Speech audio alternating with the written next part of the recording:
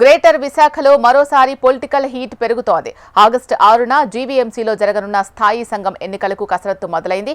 Standing committee ఎన్నికల్లో కూటమి, ప్రతిపక్షం వైసీపీ నేతలు పోటీ పడుతున్నారు. మరోవైపు స్థానిక ఎమ్మెల్యేలు కల్పించుకుని గ్రేటర్లో స్థాయి సంఘాన్ని గెలిపించుకునే పనిలో పడ్డారు. దీంతో విశాఖ జీవీఎంసీలో పొలిటికల్ హైప్ మొదలైంది. మహావిశాఖ నగరపాలక సంస్థలో స్థాయి సంఘం ఎన్నికలు షురూ అయ్యాయి. ఆగస్టు 6న ఎన్నిక జరగనుంది. ఇందుకోసం ఇప్పటికీ కూటమి తరపున 10 మంది, వైసీపీ తరపున 10 మంది సభ్యులు నామినేషన్ వేశారు.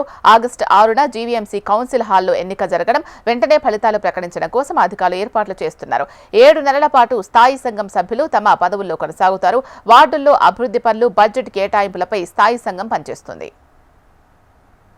గ్రేటర్ కమిషనర్ కేతన్ గార్గ్ ఆధ్వర్యంలో ఎన్నికలు జరగనున్నాయి. జీవీఎంసీ పరిధిలో 8 నియోజకవర్గాలున్నాయి. అందులో 3 జనసేన, ఉత్తరం బీజేపీ ఎమ్మెల్యేలు ప్రాతినిధ్యం వహిస్తున్నారు. దీంతో ఆ ఎమ్మెల్యేల సిఫార్సు మేరకు సభ్యులు ప్యానెల్లో పెట్టుకునే అవకాశం ఉంది.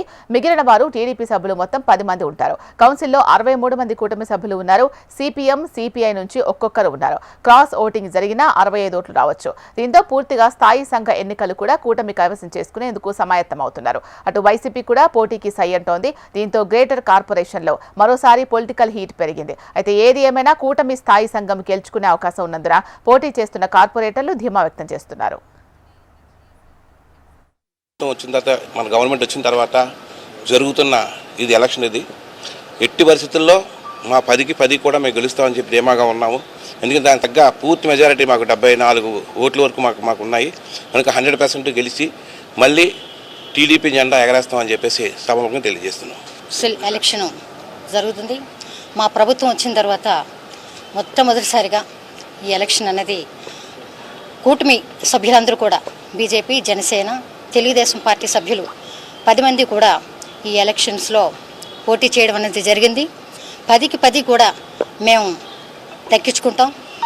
ప్రభుత్వం చేసేటువంటి అభివృద్ధి సంక్షేమ కార్యక్రమాల్లో ఈ కూటమి అందరూ కూడా ప్రభుత్వం అందించేటువంటి సేవలన్నీ కూడా ప్రజలకి అందిస్తామని